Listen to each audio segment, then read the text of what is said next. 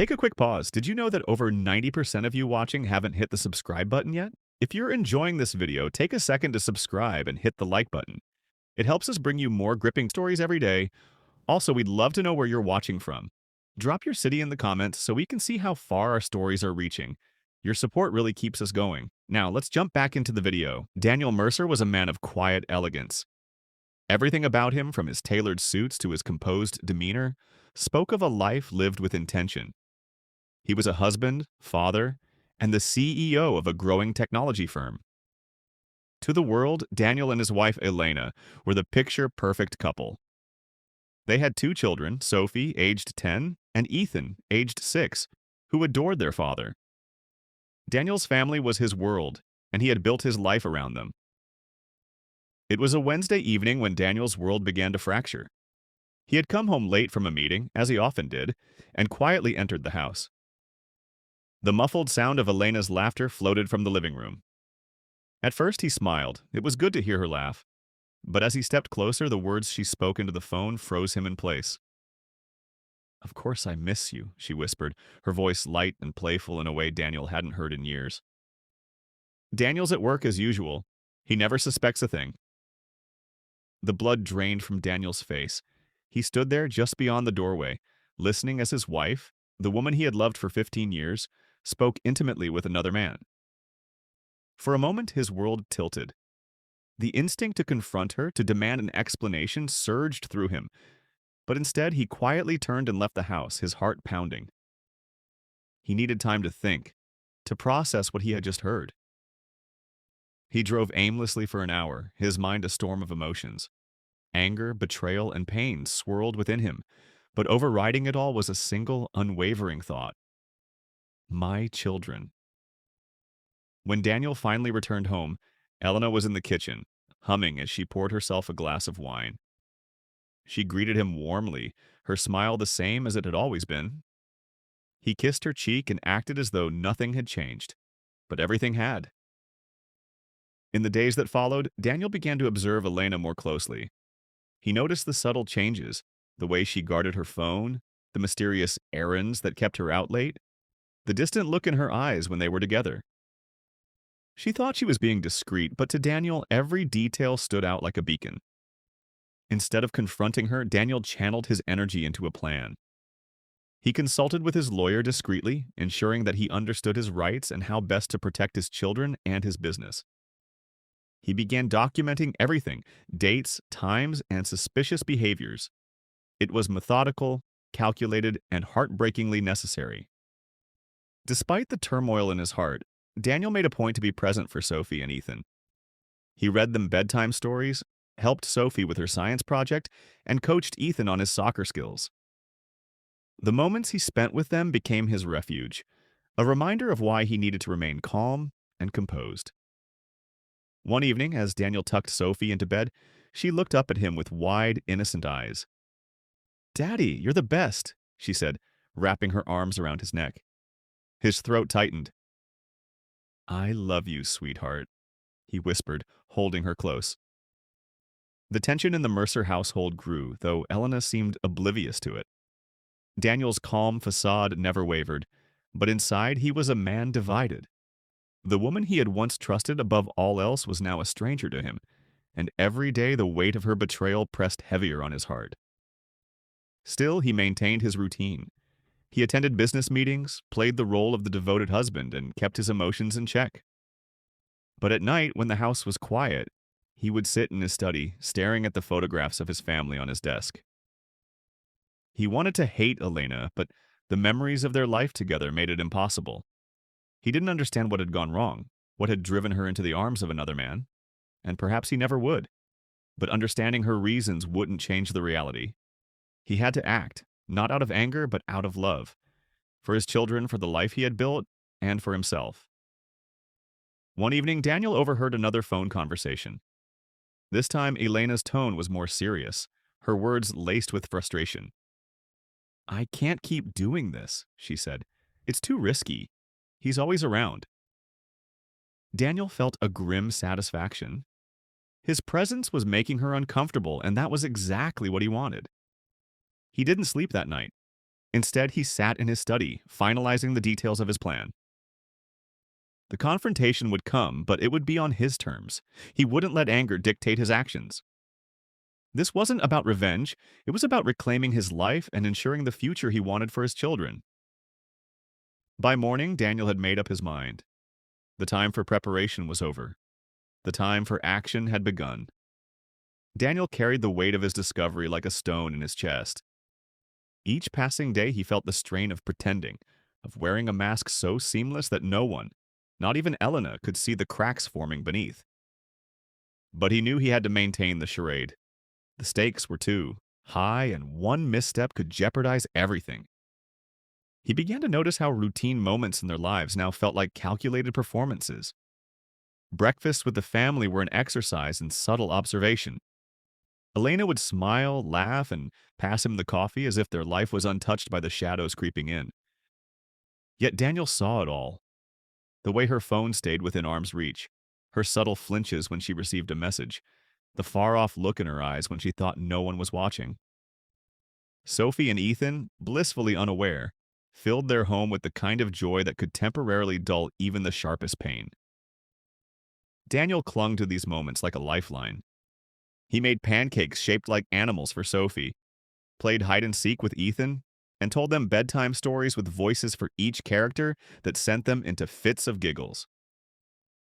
One evening, as Daniel played chess with Sophie, she asked a question that caught him off guard. "Daddy, why do you look sad sometimes?"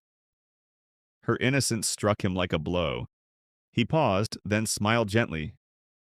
"Sometimes grown-ups think about a lot of things at once, sweetheart. But you and Ethan always make me happy." She seemed satisfied with the answer and returned her focus to the board. Daniel's smile faded when she wasn't looking. At work, Daniel's colleagues and employees noticed a subtle shift in him. He had always been meticulous and driven, but now there was a sharpness to his focus, an intensity that made even the toughest negotiations seem effortless. Daniel poured himself into his work not just as a distraction, but as part of his preparation. He needed to ensure that his business, his legacy, was insulated from whatever fallout might come. One afternoon, during a lunch meeting with his lawyer, Daniel laid out his plans. He wanted to protect his assets, secure custody of his children, and ensure that he came out of this ordeal with his dignity intact. "Are you certain about this approach?" the lawyer asked. Daniel nodded. "I won't let anger dictate my actions. This is about my children and their future." The lawyer studied him for a moment before replying. "You're handling this with more composure than most would. I'll make sure everything is airtight." Elena's behavior grew increasingly erratic as Daniel's quiet strategy unfolded. She became more secretive, often retreating to the backyard to take calls or inventing excuses to leave the house. Daniel never confronted her, but his subtle presence seemed to unnerve her. He would step into the room just as she ended a call or glance at her phone as she hastily put it away.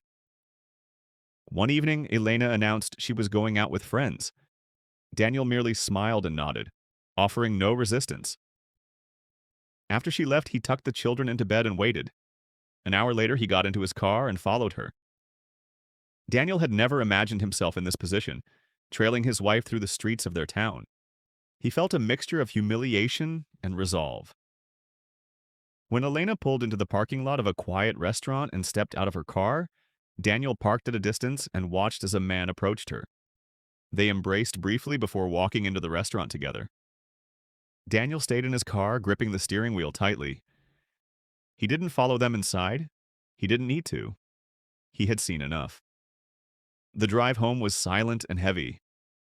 By the time Elena returned, Daniel was in the living room reading a book. She kissed his cheek and apologized for being late, her smile as practiced as ever. That night, as Elena slept beside him, Daniel lay awake. He thought about the man she had met, about the lies she had told, and about the family they had built together. The pain was sharp, but beneath it was a growing sense of clarity. The next morning, Daniel began making changes. He set up trust funds for Sophie and Ethan, ensuring their financial security no matter what happened. He revised his will, shifted assets, and made arrangements that would shield his business from any potential complications. At the same time, He remained a constant presence in his children's lives. He coached Ethan's soccer team, attended Sophie's school recital, and planned weekend outings that brought genuine smiles to their faces. Elena seemed oblivious to the changes. She continued her secretive behavior, unaware that Daniel was slowly and methodically dismantling the facade of their marriage. Weeks turned into months, and Daniel's plan neared completion. He had gathered evidence, protected his assets, and prepared for the confrontation that would bring everything to light. But he waited, knowing that timing was everything. One evening, as the family sat together for dinner, Sophie excitedly shared a story about her day at school. Elena laughed and asked questions, her voice warm and engaging. For a moment, it was as if nothing had changed, but Daniel knew better. As he cleared the dishes, he glanced at Elena, who was scrolling through her phone. The sight no longer filled him with anger or despair. Instead, he felt a calm resolve. The time was coming, and when it did, he would be ready. The morning light filtered softly through the curtains, casting gentle shadows across the bedroom floor. Daniel sat at the edge of the bed, tying his shoes in silence. Elena stirred behind him, murmuring something incoherent before turning over.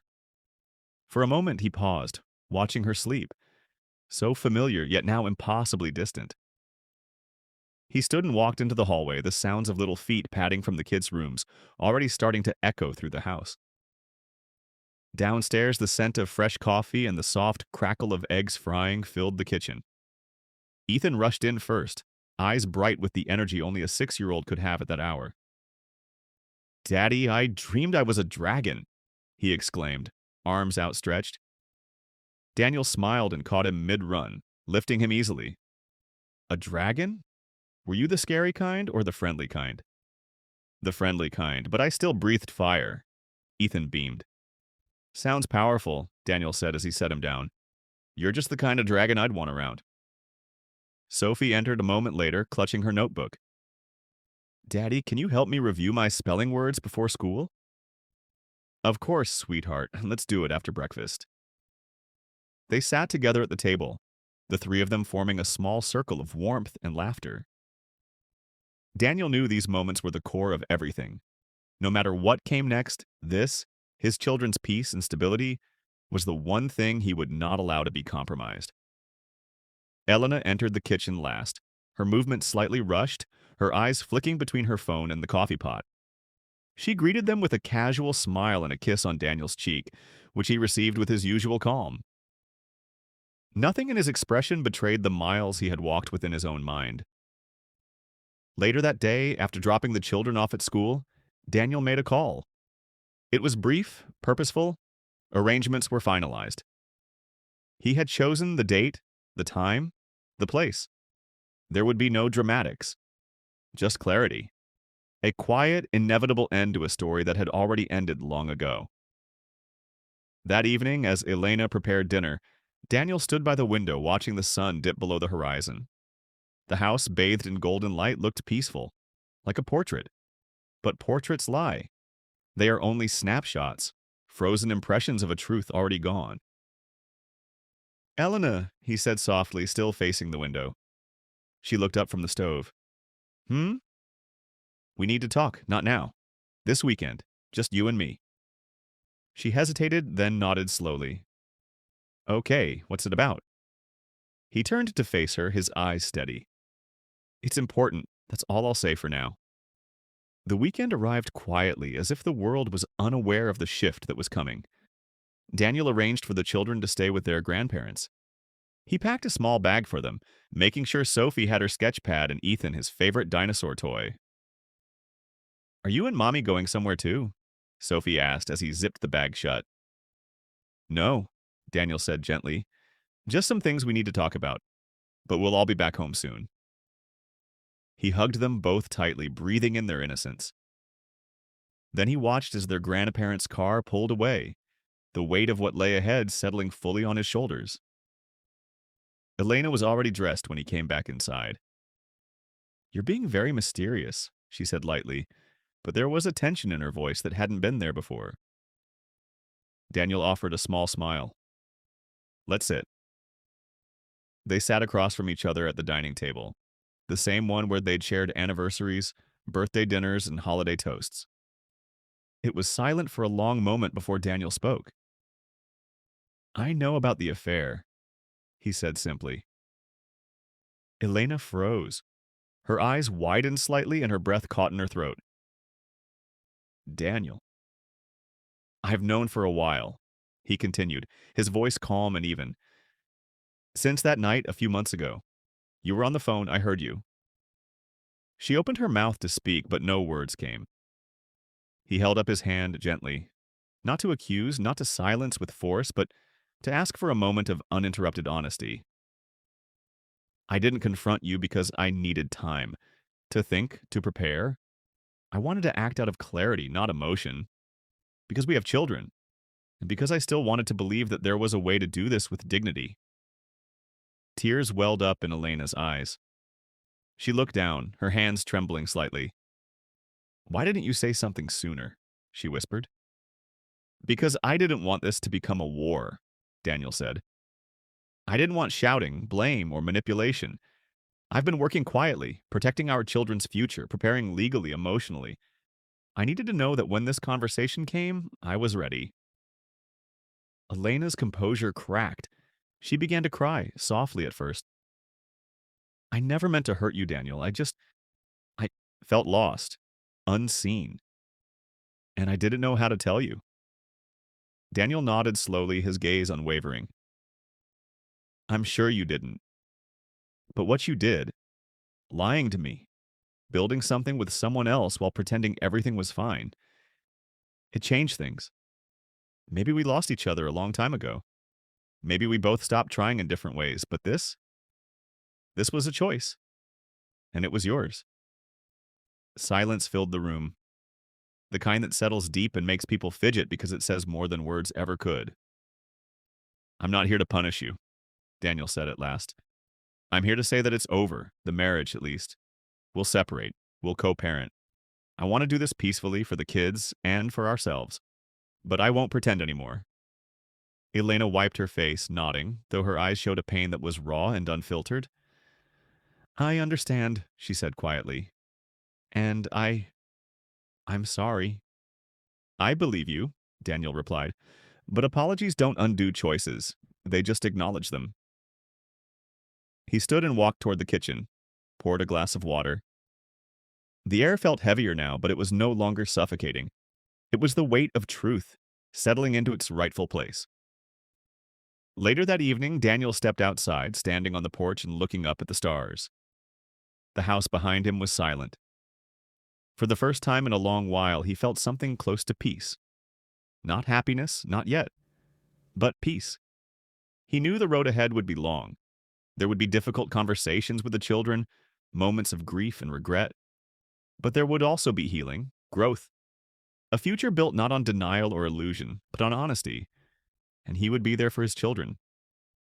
Every day, with the same quiet strength he had shown through it all. Elena stepped out behind him.